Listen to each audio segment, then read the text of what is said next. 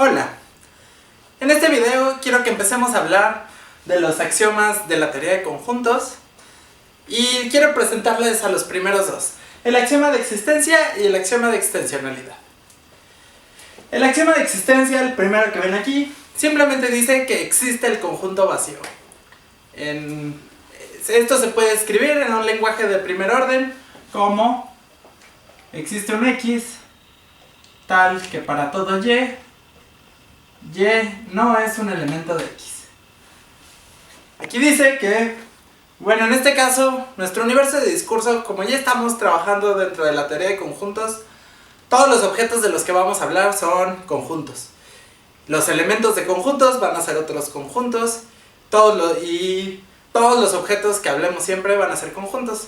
En particular, cuando estos cuantificadores, pues nuestro universo de discurso son todos los conjuntos. Pues aquí dice que existe un conjunto tal que para cualquier conjunto ese otro no es elemento del primero. Es decir, existe un conjunto que no tiene elementos, que es el conjunto vacío. Este axioma realmente no es muy importante. El único detalle técnico es que la mayoría de los axiomas de la teoría de conjuntos nos sirven para construir nuevos conjuntos. Y en este caso, pues, si no tenemos de dónde partir para construir cosas, pues no podemos hacer nada. Entonces simplemente nos asegura la existencia de un conjunto, en particular del conjunto vacío. Aunque como tendrán que probar en su tarea, podríamos simplemente pedir que existe un conjunto y da un poco lo mismo.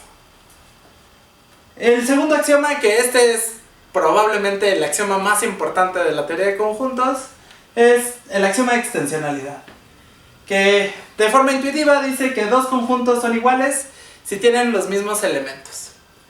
Esto también se puede escribir en lenguaje de primer orden de la siguiente forma,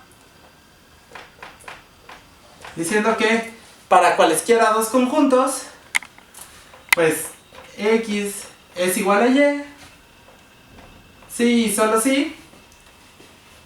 Y aquí tenemos que decir que tengan los mismos elementos. Y eso se puede hacer de esta forma, diciendo que cualquier cosa, pues si es un elemento de X, entonces también es un elemento de Y. Pero si es elemento de Y, también es elemento de X. Entonces aquí dice, pues dos conjuntos son iguales, sí y solo sí, tienen los mismos elementos. Cualquier cosa que sea elemento del uno, también tiene que ser elemento del otro, y viceversa. De hecho, esto de aquí, pues nosotros podemos escribir que X sea subconjunto de Y, como que para todo Z, si Z está en X, entonces Z está en Y. X es subconjunto de Y si todos sus elementos también son elementos de Y, ¿no? Entonces, con esta traducción, pues podemos simplificar un poco esto de aquí y simplemente escribir que dados dos conjuntos, pues van a ser iguales, sí y solo sí, X está contenido en Y y está contenido en X. Entonces, pues, si se acuerdan de sus clases de álgebra superior, probablemente les dijeron que cada que quisieran demostrar que dos conjuntos son iguales, pues había que probar la doble contención, ¿no? Pues este axioma de aquí es lo que justifica ese tipo de demostración. Simplemente está diciendo, pues si usted quiere demostrar que dos conjuntos son iguales, es suficiente demostrar que X está contenido en Y y que Y está contenido en X.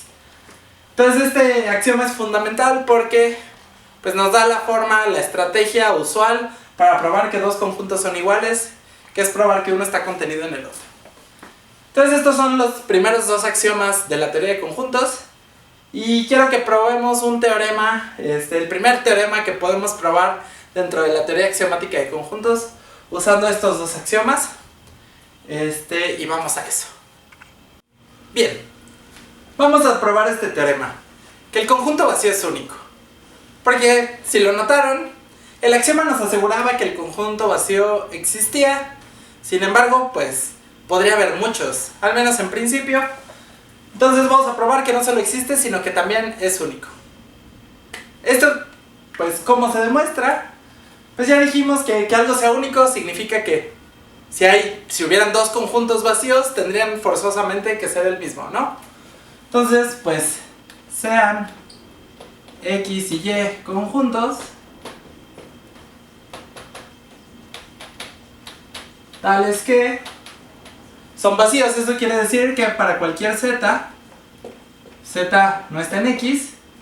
Esto es que X sea vacío y Z no está en Y. Esto es que Y sea vacío, ¿no? Entonces, pues, demostrar, también sabemos por el axioma de extensionalidad que son iguales si y solo si cada uno está contenido en el otro. Entonces, pues, supongamos que no son iguales, que X es distinto de Y. Significa que alguno no está contenido en el otro. Entonces, sin pérdida de generalidad, podemos suponer que hay un Z en X tal que Z no está en Y, ¿no?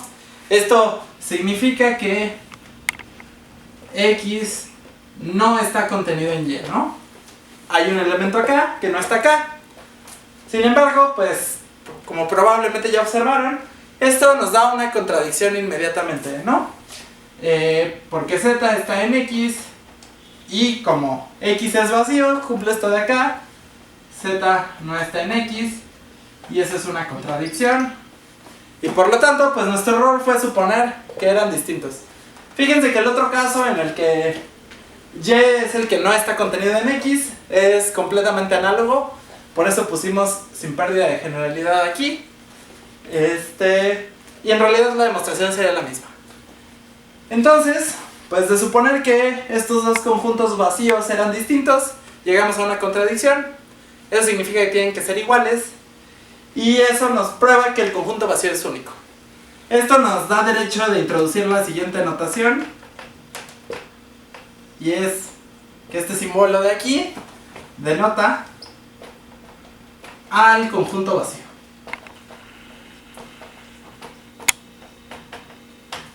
Imaginen que hubieran muchos conjuntos vacíos distintos, pues no podríamos usar un mismo símbolo para referirnos a todos porque sería ambiguo. Entonces, pues este teorema ya nos permite poder denotar con un símbolo específico al conjunto vacío. Como tarea, me gustaría que probaran el siguiente resultado. El vacío es subconjunto de cualquier conjunto.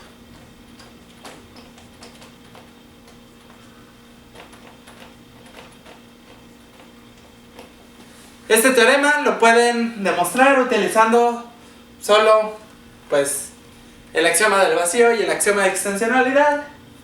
Y bueno, para que esté bien definido el problema, estamos usando que el conjunto vacío es único, así que este símbolo tiene sentido.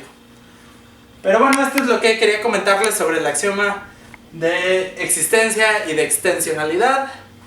Especialmente el de extensionalidad lo vamos a seguir usando absolutamente todo el tiempo porque es la herramienta primordial para probar que dos conjuntos son iguales.